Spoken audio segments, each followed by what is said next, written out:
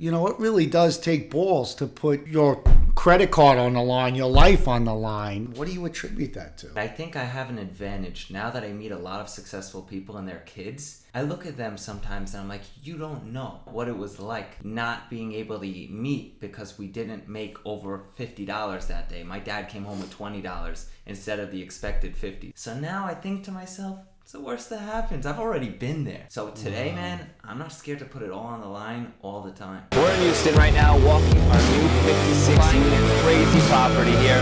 It starts down there. We got Allon, Avgi, billion-dollar man. Welcome to the Talk Shop Podcast. I got some updates for you guys this week. I closed on 13 units, 13 condos in Houston, Texas this last week, and I've got 10 houses closing in St. Louis, Missouri upcoming right now. There's a lot of exciting stuff going on. I got a couple projects in the pipeline in Long Island, Murph, that I'll fill you in on the podcast. Nice. But before we get into that, we have a really special guest on the podcast today, someone that I actually look up to. I heard about him a couple years ago when I got into the business. I see his signs everywhere. He's a good guy, genuine person, but a super shark. Everyone knows that Michael Murphy leads the Long Island commercial real estate game. And with that being said, I want to introduce you guys to the one and only Michael Murphy. Please introduce yourself.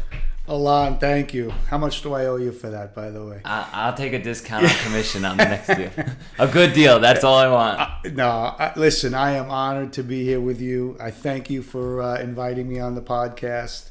And listen, I am extremely proud of you, first and foremost. Man. I remember meeting you at Prado 850. You were a kid sitting in the corner with a notebook, if you remember. Right? Yeah. And you were picking my brain. We were talking about real estate, the commercial landscape, and so forth. And what always impressed me right from the early infancy stages of our introduction is when you asked a question, you actually listened.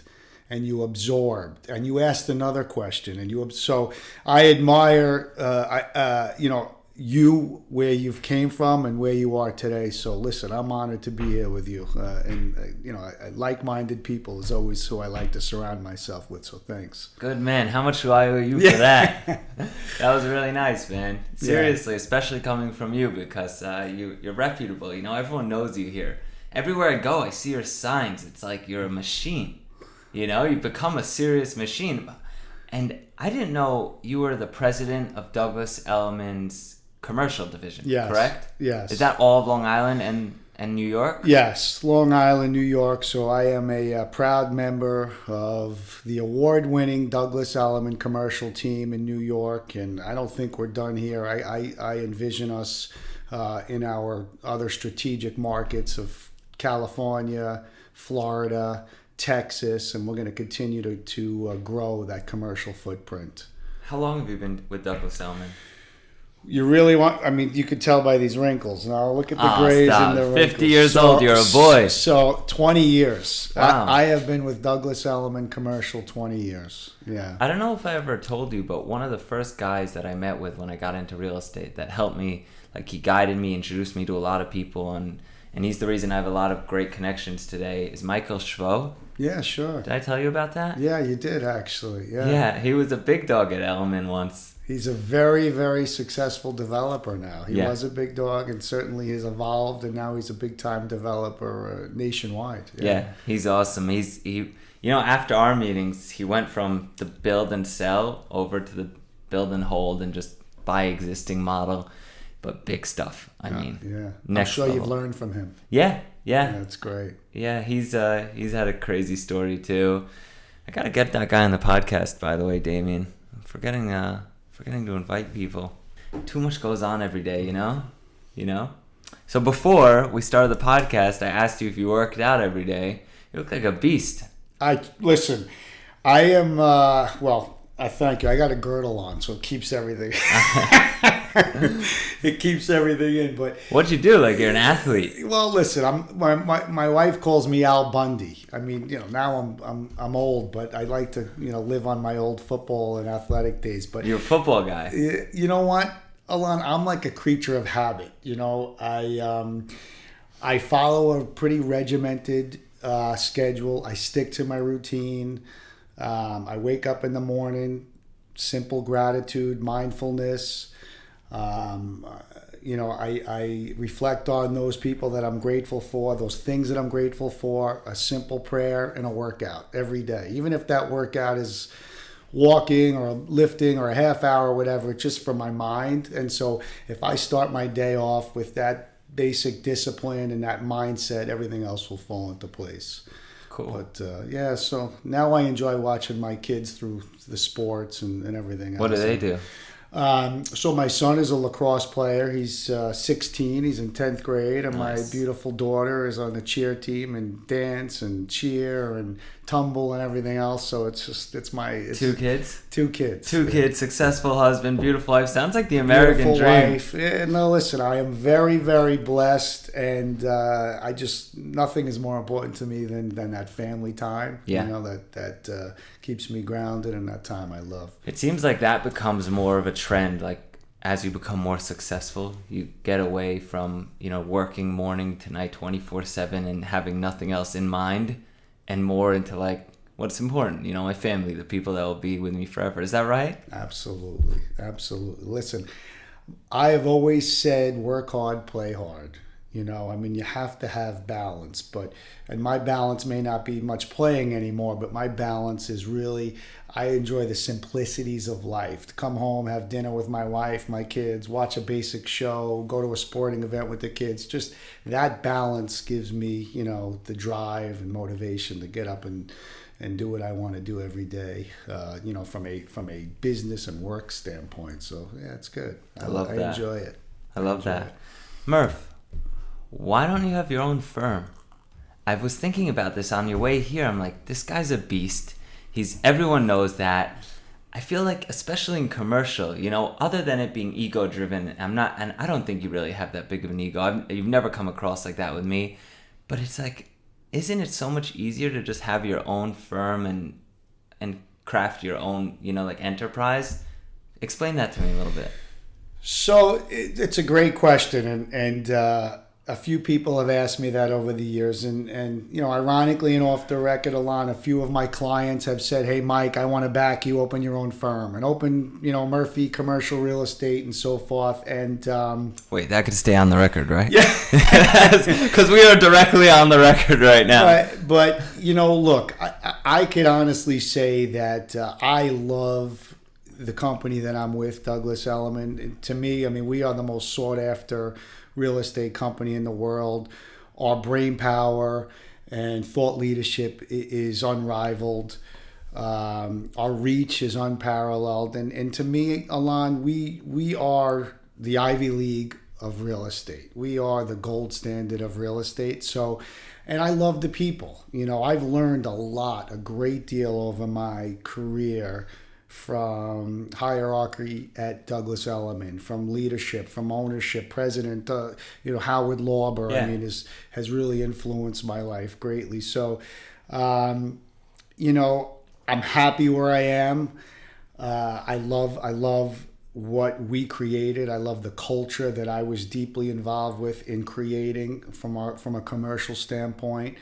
And I'm fortunate enough to sit on the strategic board for Douglas Elliman Long Island with some of the greatest minds to help build and influence the future for real estate, not only on the commercial side but on the residential side. So I'm in a very good place. Yeah. So for me now is certainly not the right time. I have thought about that over my tenure and over the career, and I've had some very good offers from some competitors and some opportunities to branch off, but for me it just wasn't the right fit. So for now, I'm going to continue to grow our commercial footprint here at Elliman. Well, now you're the president, so it's like a no-brainer, right? You're not going anywhere. But in the past, you never did Right. your own thing. You never had your own. Now it's like you're always an entrepreneur, being like an agent, broker, right? Now you're the president. It's a totally different story. Right. You're clearly at the top of that hierarchy, so people come to you and they're looking for that guidance and being part of your team. I just feel like, over all that time frame, like that must have crossed your mind many, many times. No doubt about it. So listen, prior to joining Elliman, I did own a very boutique commercial firm called Global Commercial Real Estate. And I am an entrepreneurial mind. I love multiple business opportunities and ventures. I listen to them all day, every day. I will continue to be an entrepreneur. Prior again to Elliman, I was at a small boutique firm which I was building and growing. How many people did you have? We had seven agents. We were boutique, but we were starting to make a splash, and it was right when 9/11. Yeah, so the world changed, and it was at a freeze, and that was a long time ago. Yeah, if you think about it. And you know what, Allon? At that time, I was fortunate enough to meet a great leader and a founding member of Prudential Long Island Realty, Douglas Elliman, Dottie Herman, CEO of Douglas Elliman. Yeah, and she's brilliant. Brilliant lady, very resourceful, and very magnetic. And we had met. We spent some time together, and she said, "I want you to be part of my company in some capacity." And fast forward, I had started, after several conversations, a commercial division, segregated commercial division within Prudential Long Island Realty at the time. I see. And then they merged. Yeah, we acquired Douglas Elliman, in Manhattan, which is an 800-pound gorilla in residential real estate. So then it all kind of, the chips all started coming together and the pieces of the pie, and then we just. How big is your team now? So from a commercial standpoint, we are 31 full-time commercial agents in the Long Island market. We have about 16 in New York. Okay.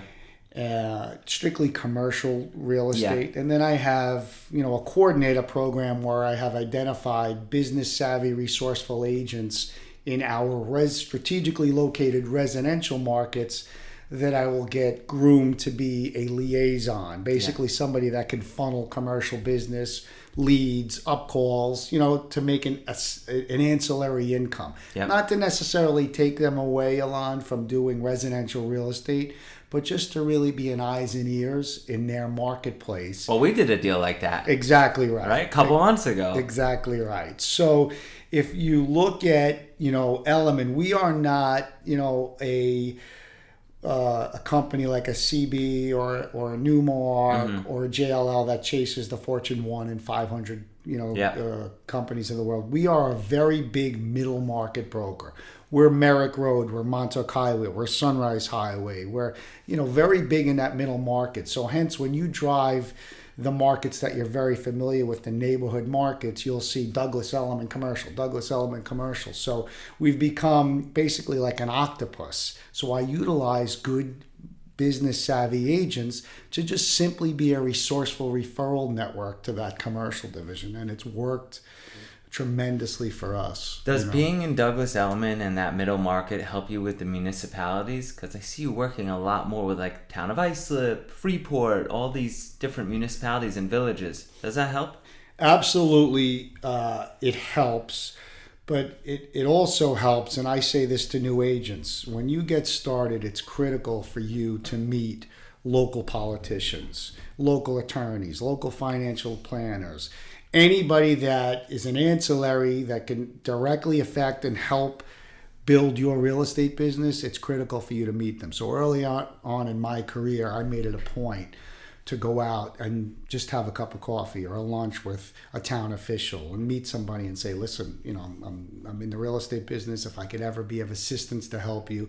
So that's important. But I do a lot of work with the municipalities, a lot of the townships, and it's paid great dividends, and it's helped us over the years. That's awesome. You got any crazy stories? That's what I really want to talk about. You've been in this so long, one of the most difficult and sharp elbow game in all of real estate in a tough market. I want some crazy stories from you, Murph. Like, fill us in. Think about the craziest stuff that's happened in the business to you over your life. Well, to your point, this business is I always say it's a kiddie pool with sharks. And it really is. Yeah. It's a kiddie pool with sharks. I'm rough. you know, Yeah, you have to be rough, though. You have to be rough. You have to have thick skin. You have to be able to do whatever it takes. As routine as that simple slogan is, whatever it takes is what it really calls for to succeed in this environment. Yeah. Because everybody's your friend and nobody's your friend. Yeah. You know? But I'll tell you just a quick story early on, very early on in my career without mentioning names. I was working with a customer client that was referred to me to show a 50,000 square foot building in the Hauppauge Industrial Park. Okay. I was going to be late to the appointment, okay? One of my agents, I said, Allon, can you meet so-and-so there, the other broker? Just walk the customer through. I'll be there. I'm just going to be a few minutes late. Allon is the agent. Yeah, Allon's I show up to the meeting in Hauppauge. My agent is sitting outside. What are you doing? Jason, what are you doing? So the other broker's walking around with now my customers and clients. So he says, so-and-so, I don't want to mention names, said not to come in. The owners of the building don't want many people in, right? I barge through the building. I get through the gatekeeper. Excuse me. I walk through security. I had to wear this crazy hat because they were manufactured back there, and I catch up with my customers and clients. Anyway, the broker was a very well-established, seasoned agent that, you know, had a very tough, rough around the edges reputation. Pulled me aside and said, what the hell, are you crazy? What were you doing? I specifically gave, you know, instructions for you and your agent not to. So I said, no way, man. I said, there is no way that I wasn't escorting my customers and clients through this building. Is it industrial? Industrial. Agent? Like, is he? Yes, he's a big time, very known entity. If I gave you 3 guesses, you would guess who it was. Anyway, at the end of that conversation, he said to me, I said, what would you have done? He said, Mike, he goes, I would have went through the chimney and the roof to get in there if I had to too. He goes, you're going to make it in this business. Nice. He said, because that's the mentality that you need. Now, I don't want to suggest he was going to steal my customer and client. But he was. But he was. Yeah. Right? So that's this, you know, the environment. I tell the agents all the time, listen, you have to have allies. My competitors are my greatest allies, and they're my friends, and for obvious reasons, right? If I have a listing or you have a listing and there's 4 or 5 people bidding on it and I have a good rapport with Allon, I'm going to say, hey, Allon, I'm going to guide you accordingly. You know, although I have a fiduciary to my client, I'm going to give you a heads up and say, hey, if you're a broker that I like, right? Yeah. Now, on the flip side of that, if you have, you know, you're not playing well in a sandbox and you don't have those allies and relationships, forget it. Yeah. You're blacklisted, and that's what happens. Our industry, Allon, unlike residential, is very boutique. Yeah. You know, there's 30,000 residential agents. Commercial, there's maybe 300 tops. Yeah. And in that 300, you know, there's maybe a few dozen that live it, breathe it. So naturally, you have to protect your interests. You have to protect, you know, relationships are everything. But I mean, there are a lot of crazy times, crazy stories, circumvented from deals. What's the biggest deal you've done? The biggest deal I've done, I would say, one of the most rewarding deals that I've done was assembling 66 acres in the town of Brookhaven early on in my career for the United States Rail Terminal. So it was just a tremendous learning experience, which made it rewarding. There were 3 property owners to assemble. So what I did is, right from the early on infancy stages, I cold called one of the property owners that owned 16 acres, and I was able to get him to commit to a sale. And then the adjacent property owner, I was able, and the biggest was a guy named Donald Zucker, who's arguably one of the biggest landlords in the world, Skyline Properties. I mean, he's, you know, everybody knows who he is. He owns more triple net properties than anyone. I called him and I said, you know, he was the last piece of the puzzle, and he owned probably the 35 plus acres of the assemblage. And he said, he basically forgot that he owned the property. It was in Brookhaven. He's in Manhattan. So he said, come meet me in my city office. So I went to meet him in my city office. I was young, really, but just full of piss and vinegar. And I had sat with him for a few hours, and before we even discussed the property, we were discussing everything real estate in the world and so forth. And long story short, I got him to agree to that last piece of the puzzle to sell. And I sold and assembled 3 different parcels, which cumulated 66 acres to United States Rail. Which was How much was that deal? In totality, it was about a $16 million deal. Nice. It took me about 2 years to put together with, municipalities, towns, and so forth, and the whole process. But not that it was the greatest from a lucrative standpoint, but rewarding in that it was just a tremendous learning experience, and it's one of those deals that kind of catapulted, I would say, me a little bit and my confidence to say, hey, listen, if I could sit comfortably and confidently with some of these players and be able to put together the pieces of a deal like this, then I could sit with anybody. Yeah. And so for me, it was a turning point. It was a turning point. It's huge. Yeah. But with that deal, you lose, I'll tell you another quick story. My first year or two was I came from the nightclub business. Did you? Yeah, so my partners and I own 7 nightclubs. What nightclubs? All the Dublins: Planet Dublin, Dublin Down, Dublin Up, Deck? Dublin Deck, and Patch. You still own Dublin Deck? Over. No, not anymore. But they're still good friends of mine. Great operators, and we're still very, very cordial. But so Allon, I came from the nightclub business in my 20s and 30s, where you're like a king. Wait a second. Rolling in cash. To the commercial so real estate. You weren't married back then? No, it was impossible. Impossible. Did you meet your wife back then? I actually did. At one of the clubs? I did. No way. Yeah, It's like the story. Every club owner I know met their wife at their club. So you picked her out. You're like, that's my wife. Yeah, and so I will tell you this. I am so thankful and glad that there was no social media when I was back. I'm dating myself. But I think I had a beeper. If you wanted me, you had to beat me, and I had to go to this is the 90s, so you didn't have phones, and there was no Facebook. You founded the Dublin? With a group of guys. We had a good group, the Dublin group, a few real like-minded guys that we were in the bar business. I bartended all through college to kind of just make money and make ends meet. And then I went into the bar restaurant business. So my partners and I had 7 bar and nightclub restaurants. Sick. And it was wild. It was a great... But you know what? I'll tell you what. Like today, I bring on interns. I usually do 1 or 2 interns over the summer. And I'm very biased. I like people that have worked in the hospitality industry, bar, restaurant, nightclub, or athletes. And I love those mentalities because in the bar restaurant business, like the real estate business, there's so many moving parts. And there's so many things that you got to adapt and pivot, you know what I mean, on the run to learn how to do. Most importantly with the bar restaurant business is you got to look somebody in the eyes and you got to face them and you got to talk to them. You got to take their order. You got to, when their order's no good, you got to make it right. Allon, I'll fix it for you. I'll get you a new drink, right? So it's communication. That, with social media and the phones and everything else, we really got away from. We lost that means of communication. And athletes, just my personal opinion is they know how to overcome adversities and obstacles and things in their way, right? Yeah, to for sure.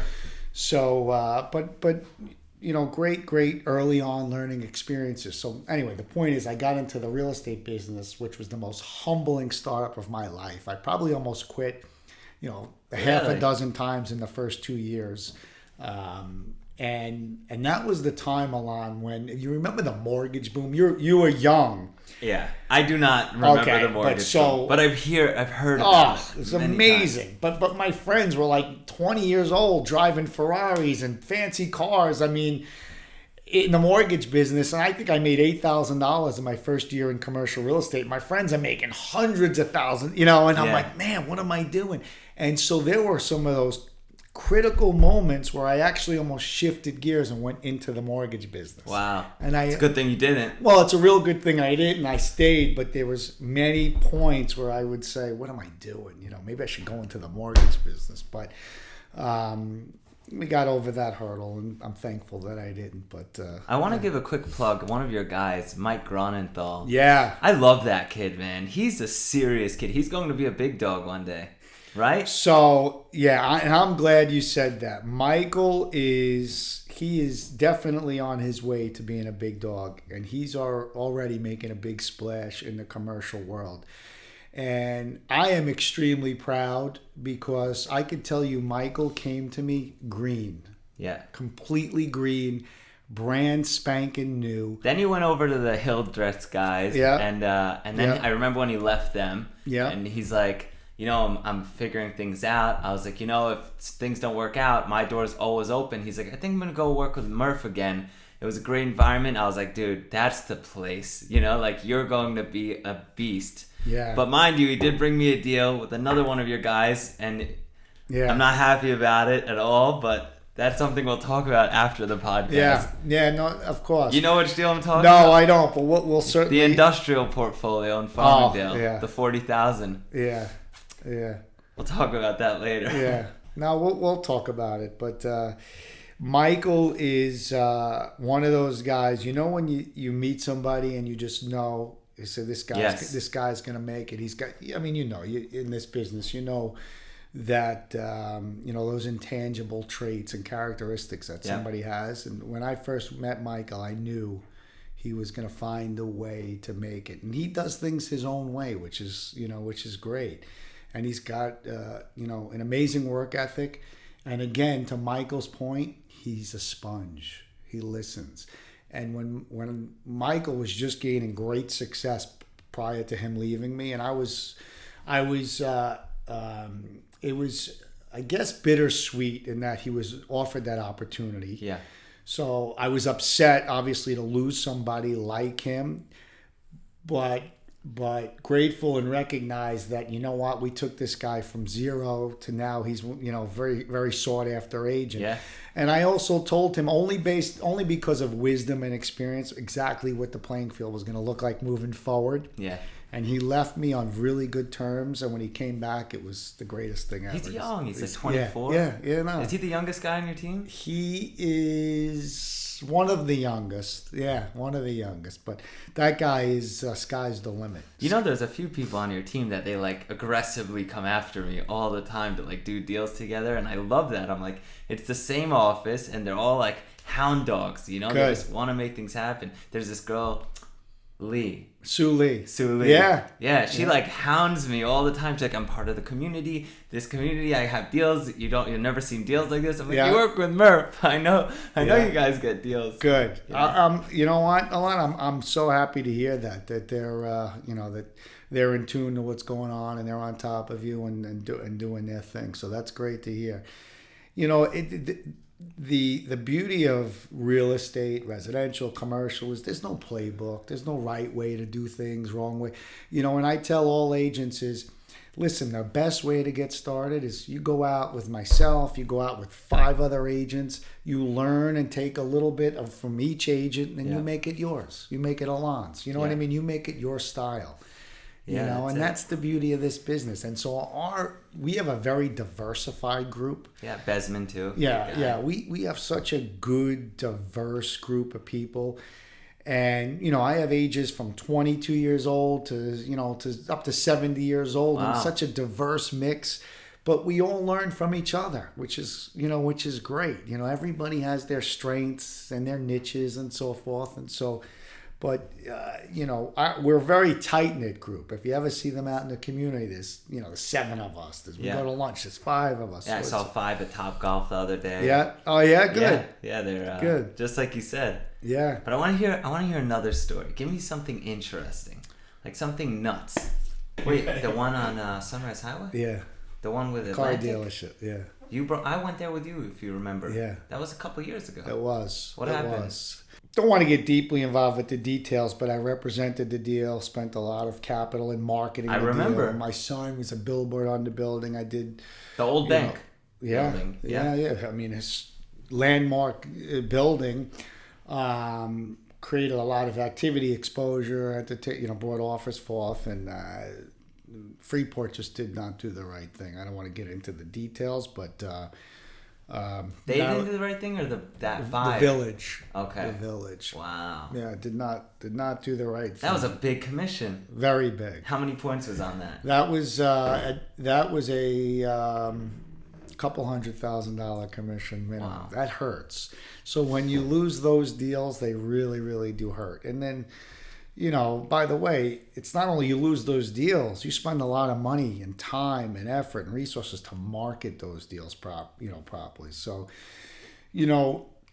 people look at, this, real estate like it's the most glamorous thing in the world because they want to live your lifestyle and they want to live my lifestyle. Yeah. And what they don't see is the heartache when you lose a deal like that. I lost 40 grand last week, so. Yeah, 40. Yeah. That one was 350,000. Yeah. I know. Right? I It's lost relevant. 40 grand on a down payment. Oh, yeah, it hurts. Yeah. It hurts. But what they see, Allon, is you making a deal. They see, you closing a deal. They want to live your lifestyle. They want to be you. But they don't know what goes on behind the scenes and in the trenches and the heartache, So that's why in our business, it's so important. And I always say, stay even keel, right? It's like when you're up, you got to try to stay even keel because when you're down, you have to find a way to get back to that even keel. And that's not so easy when you lose a 40 grand. Yeah. Murph, when I was sitting with you at Prado back then, that was like 4 years ago, I was swiping my credit card to buy a house. I had no money at all. It was brutal back then. And I'm talking 3 years ago. Today, it's a totally different planet. Like the second the compound hits, it's over. Yeah. And mind you, I could have sold, but I never did. I just want to hold everything. That's amazing. But so what do you attribute that? I mean, first off, that not only your drive, but it takes balls. Yeah. It really does take balls to put your credit card on the line, your life on the line. Yeah. I got to know. I love to hear, like, what do you attribute that to? That is such a great question.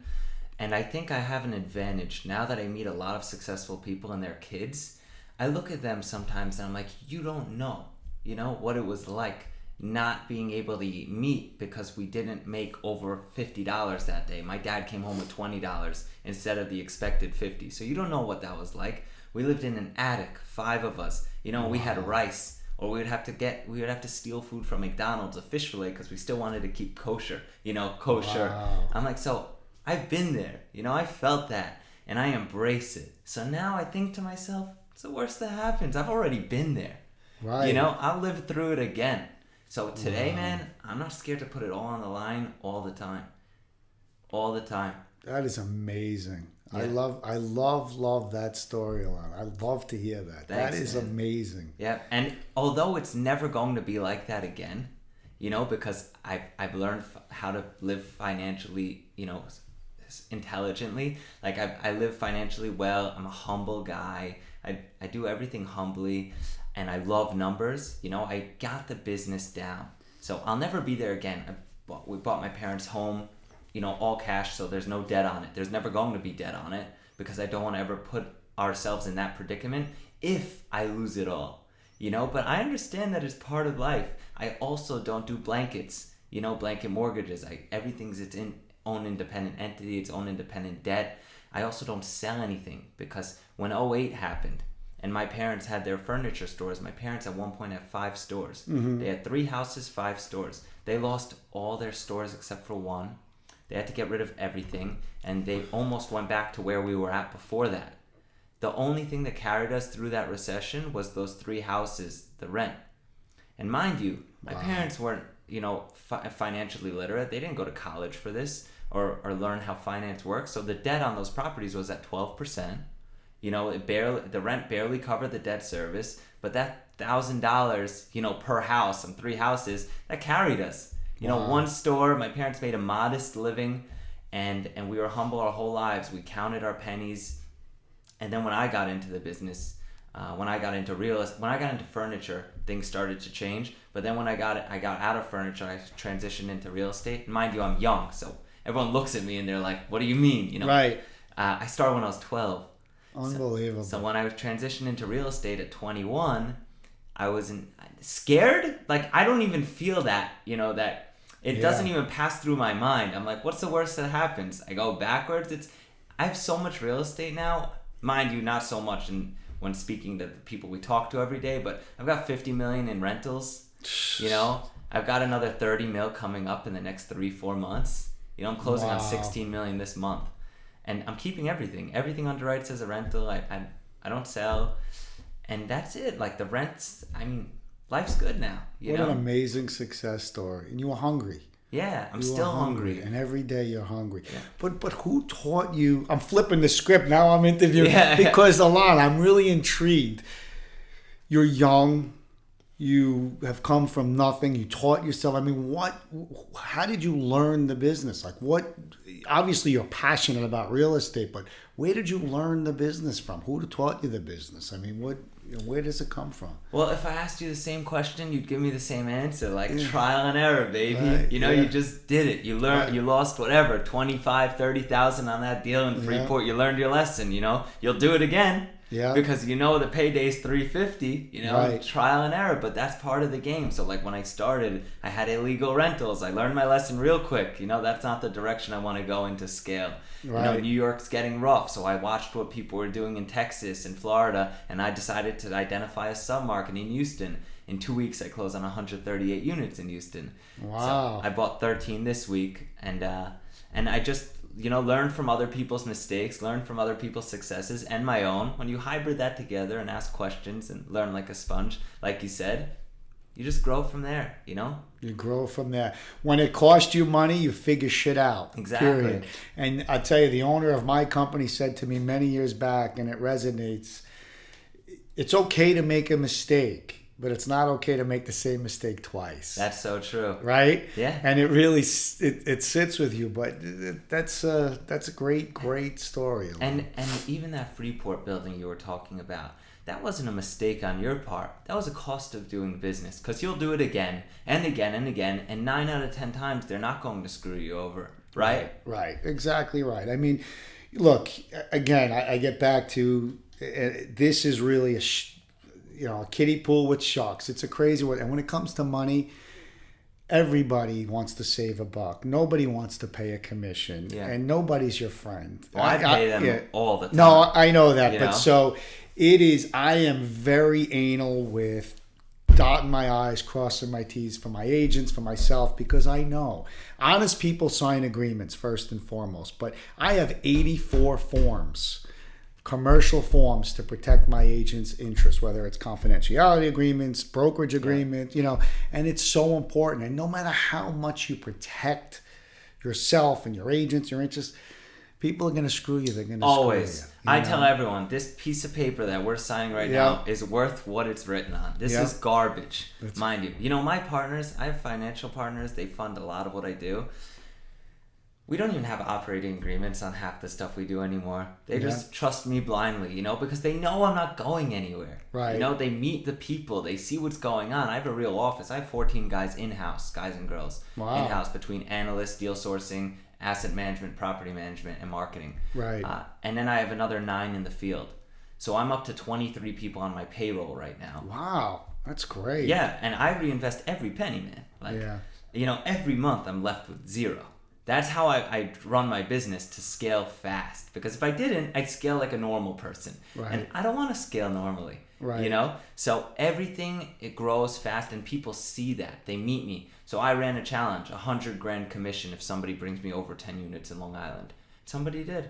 Really? Somebody did, yeah. Actually, one guy brought me a deal, and he got $160,000 commission check on me. For 9 units in Patchogue. Resi units? No, mixed use. So, well deserved. I know the property. I used to represent it. Did you? With the bait and tackle, the fish, the Felices. Yeah, the Felices. You represented their property next door too. Yeah. But they're in contract on that. That's a great property. Yeah, man, I bought that. All right, get this. I bought that for $1 million, $1,020,000. Right. It was under contract for $860,000. The wholesaler flipped me the contract for $1 million. The broker asked for 2 points on top. No documents, no nothing. I paid everyone like a man. Yeah. It was a handshake deal. and it was as smooth as it could have ever been. I repositioned that property in like 3 months. I put my money into it, like $250,000, all cash. I was in for 1.3 when all said and done, 1.25. I refied 1.65 in 6 months. Took all that, just rolled it over into a big bundle of properties I'm buying right now. Smart. I'm buying Handy Pantry in Ronkonkoma. Oh, really? If you know that building. Yeah. I'm buying 1575 On Portion Road? Yeah. I'm buying 1575 Lakeland in Bohemia, 12,000 square feet, industrial. I'm buying another 55,000 square feet of industrial in Long Island right now. Wow. In Deer Park and Setauket, your neighborhood. Yeah, I've got a huge pipeline on the island in Houston, St. Louis, Memphis, and Cleveland. Now, these buildings that you're acquiring obviously have some value add component, but are they leasebacks? Are they vacant? Or Everything varies, but mostly value add vacant. Less on the leaseback side. I'm working on a big deal right now, moderate size deal. It's $8 million sale leaseback in Plainview, also industrial. Yeah, So I'm about to go into contract on that this upcoming week. that's incredible. So then we're not doing a good enough job in getting you a lot of the inventory. Not yet. We got to send you some more stuff. I Wow. tell Granite though all the time, man. I'm ripping, bring stuff. Let's go. Yeah. All right. So then we have to, because I think a lot of the inventory and asset classes we represent are right in your wheelhouse. So then I got to make more of a conscious effort to make sure that I'm just firing everything to you right away. I think before we sat down here, you thought I was more in the residential. I space. did.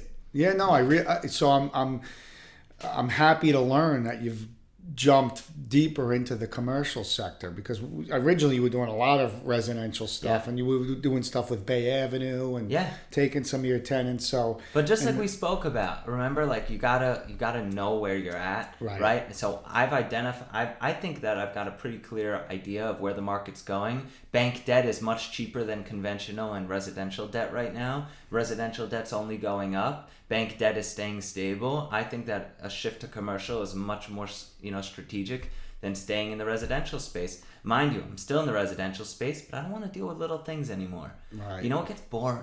Right. You know what I mean? Well, I know, because I sent you that little mixed use deal, which I thought you would have liked. Yeah. And maybe 3-4 years ago you may have liked, but now you've moved on to bigger things. You know what the truth is too, Allon? The little deals, although on paper seem easier to facilitate, the reality is they're not. Yeah. The larger deals are easier because you deal with more business-minded people to execute the deal. Yeah. Whereas the little deals are just more problematic and a headache, and you know what I mean? Yeah, you have 3 family members, like the deal we bought. I bought from you guys. 3 family members, estate sale. They're really attached. They don't know what's going on. Right. It's to me, that's bread and butter. I pass it on to my team. It's easy. But to them, they're emotionally attached. The tenant only wants to pay this woman. Right. It's it's not big scale. And you know what? I like to have fun. Right. Just like when I used to wrestle. I'm an athlete like you. I love athletics. Yeah. It's you want to have fun. You know what I'm saying? Right. That stuff, to me, I see it, it gets boring. I just bought 13 condos, separate condos in Houston. That's fun. That's cool. 13 separate condos. It's a cool story. It's far away. It's different. Landlord-friendly laws. I'm adapting there. But that's followed up with 138 units. That's a $15 million deal. To me, that's cool. What gets me excited now is a $20 million deal. Yeah. That's what I want. When I went with you to Freeport, I couldn't do that deal yet. I didn't have the backing. I didn't have the credibility, the bank debt yet. Right. Now my average deal size is around that size. Good. So things have changed, Yeah. But you want to be there because it's fun. If I bring you a $500,000 project, yes, you'll take it and pass it on to someone in your team. Right. But a $50 million project, that gets Michael Murphy excited. Yeah, right? It excites me, absolutely. But that's really good to know. I'm glad that I learned that. I think, now will you develop as well? Will you? I am, but I hate it. I'll only develop if there's approvals in place. Yeah. That's it, because, man, it takes forever. Long Island's tough. Local government, municipalities, very, very daunting. Yeah, I'm building 17 homes in West Hampton Beach. Wow. Yeah, luxury homes, and I'm keeping them all. Airbnb community, I want it as a seasonal community. Really? Yeah. Where do you see? I've been looking off for a home, waterfront in the Hampton market, modest. My family and I for a couple of years. I really missed the boat. Yeah. I just went out and looked at a house this past week, and the market's so crazy. Yeah. I don't know. The real estate side of me says it's going to stabilize and maybe interest rates go up, but it doesn't seem like it's going anywhere. Where do you see that residential market? I think you hit the nail on the head. The problem is supply chain constraints. So prices to build are still through the roof, but rates are going up. So prices are supposed to come down. The economics are fucked up right now. So they are. I have absolutely no idea. Right. I don't think anybody's ever seen this in our in Right. this century, right? In our life, like No. supply chain constraints are high, sky high. So prices are high, Yeah. and interest rates aren't even that intense yet, but they're growing fast. So prices are supposed to simmer, but they're not. They're not. It's based on no fundamentals. Yeah. So it's And I don't want to be a silly part of that. I want to just keep the same strategy. And scale. That's it. Okay, it's going to be a little bit tougher and rockier in this section. Right. So I'll transfer over to commercial. I'll devote more resources there. I have a 5-man deal sourcing team right now in-house. So a lot of my people probably deal with a lot of your people without me and you even knowing about it. Mm-hmm. Mm-hmm. And it's like that space with the income approach, and dealing with the financing sources is so much easier than residential, conventional mortgages, Right. non-QM. Prices are here, there. Dude, I had a term sheet go from 4% to 7% on me just now. Interest. Yeah. I'm like, that never happens in commercial. Right. And I want no part of that. Yeah. The money's becoming harder to come by. The rates are climbing, and there's uncertainty. But to your point, I absolutely see the industrial sector becoming very, very opportunistic and very transactional. So Do you think it's getting stronger, industrial? So stronger from a brokerage standpoint, because I think you're going to see a lot of opportunities. And what I mean by that is I represent our group, a lot of landlords. And so over the last 2 years with the pandemic and everything, landlords call me, Mike, you got to help me. You got to lease my space. What do you mean? Your space is occupied. So it's occupied and it looks like it's all blue sky, but the tenant's not paying. The tenant hasn't paid. What I call professional tenants. Yeah. So I think with the eviction ban finally lifted and so forth, you're going to see some of these stores go dark. Yeah. I don't suggest widespread default, but you'll start to see some go dark.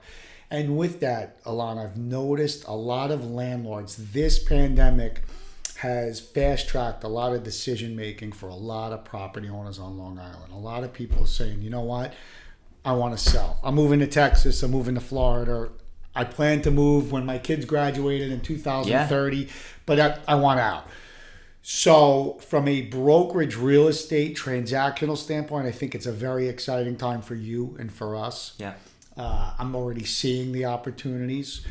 The challenge is the numbers are all over the place. Yeah. There's still a very false sense of security, and the appraisal process is really all over the place. Well said. And for those that don't have experience, they don't know yet. Yeah. You're on the money. No, absolutely. But I think that it's going to be a very, very good time to accumulate real estate, wealth, reposition, and so forth if you are in position to do so. Do you think prices per foot are going to go up in industrial, though, from where they're at right now? So that is a great question. And I'm going to tell you that from where I started to where I am now, historically industrial prices used to be 85 to 115 a foot, plus or minus on a per square foot basis. And a couple of things have really influenced the industrial sector. One is west of us, the boroughs have all been redeveloped into boutique residential condos, hotels, and so forth. So all of those industrial corridors, Flushing by the old Shea Stadium, those industrial users either went over the bridge or they came out to Long Island, right? Yeah. So there's no inventory, right? And the emergence of e-commerce and distribution and there is no inventory. So industrial slowly crawled up to 130, 140, 150 a foot, to the point now Allon, is the smaller to mid-range industrial buildings. If I take a listing, ever notice I don't put a price on it. Yeah. I put it priced upon request Yeah. because who am I as a broker to tell you, Allon, your building's worth $160 a foot, when in reality there's such a demand for it that somebody won't pay $200. I'll give you a perfect example. I recently sold a 20,000 square foot industrial building in the Yaphank Bellport area. Okay. The owner said to me, I had two brokers come in here, competing brokers told me that I could get $150 to $175 a foot for your building.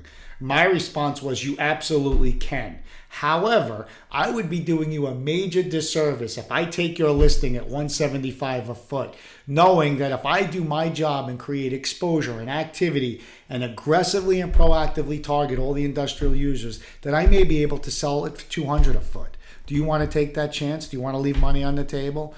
So he said, Mike, that's actually a great idea. It's brilliant. I said, I'm going to take the listing and I'm going to price it upon request, and I'm going to entertain offers north of $200 a foot. The brokerage community is going to call me crazy, and people are going to say, Mike, what are you doing? That's nuts. But at the end of the day, my fiduciary responsibility is to you, my client.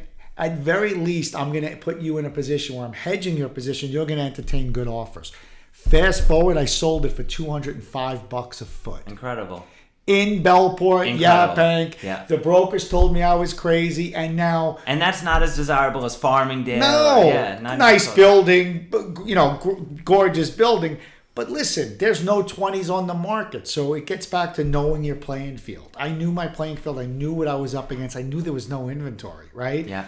So now the benchmark has been raised. Is 200 the going rate? Seems like it is now. And so what happens is, Allon, appraisers call me. They call the seasoned agents Really? and brokers all the time. Mike, what should I appraise this for? I mean, they don't know. How do they know when a building sells for $140 in a neighborhood and then a week later it's selling for $200? So I think that there's no question industrial will continue to be a hot sector. There is no question that you are seeing asset classes like retail and office being repositioned to industrial. There is forever, with technology, going to be a tremendous demand for industrial. It is always going to be and continue to be a hot asset class. Now, as how high does it go? I don't know how high it's going to go, but we have limited land to build on. Yeah. Right? You're seeing for the first time ever in my career, retail. I mean, look at the Century 21 building in Old Westbury that is being repositioned into a distribution hub. Yeah. Yeah. Broad Hollow Road, the office corridor that we know is corporate headquarters, is becoming industrial, distribution areas. I'm buying something right there, industrial, Yeah. actually. So Retail conversion to industrial. yeah. So I think that, from a brokerage standpoint, when you wear that hat, it's really important to know what's going on and what the trends are in the market. And with that, look, I think other asset classes are going to take a little bit of a hit. They're not going to be as in demand, But I like looking at properties with that value add mindset, knowing what can I do to add value here? What's the end game? Yeah. What's the succession plan? And it's important to do today. And one thing you've learned from a landlord standpoint is you have to have versatility and options. If plan A doesn't work, does plan B? And can we get there? But it's an interesting marketplace now. With all of that being said, if somebody young, new in the industry wants to reach out to Mike Murphy or be part of the team, what does it take and how do they get there? So I'm a very accessible guy to get to. And I always look for like-minded type people. I love to interview young agents like a Mike Ronenthal, like a Chris Pesci that joined us, like some of these stars that you see today. I love those guys. You've heard me say over the years, bigger isn't better, better is better. I don't hire people just to hire. I don't want an office of 50 agents, 100 agents. I can have that tomorrow. But I want an office of all the right people on the bus that add value that have integrity, that believe in what we want to do, you know what I mean? Yeah. And are team players and want to grow. And I could tell you that I'm probably not the smartest guy in the room, but I have a very innate and good, keen ability to read people and know pretty quickly, based on a 5-10 minute conversation, if they have what it takes. You know what I mean? I think you're a smart guy. To make money in this business. But look, you have to. You said it earlier. You got to be hungry. You got to be hungry. Most importantly, you got to have a burning desire to succeed and genuinely be passionate about this business. Yeah, it's sexy when you see you doing what you do and Frederick doing what he does. Yeah, but sometimes that it's not always blue sky, So to be successful in anything, not just real estate, you got to be passionate. You got to love it. Because look, how many times the deals fall apart on you? All the right? time, right? You got to get up and you got to be hungry. So, but I always love one of the most rewarding things for me, Allon, is hiring young, good talent and watching them grow and watching them become a Mike Cronenthal. Awesome. Chris Pesci. So I'm going to put in your Instagram, your social medias, all that stuff. If somebody wants to DM you, yeah, or always, anything. please, Yeah, please. I love to talk to people all the time. It's just I love to share, my knowledge. And what's funny is I tell agents I don't ever want to be the guy to preach to you. When I have meetings with the agents, Allon, I tell them. I'm not that father figure. I'm not preaching. I have just done a lot more stupid shit than you that I want you to learn from my mistakes and cut a lot of the fat out of the equation. I like that. Yeah, that's awesome. Yeah. All right, man. This was awesome. It was a pleasure. Always a pleasure. Thank you, buddy. Thanks for having me.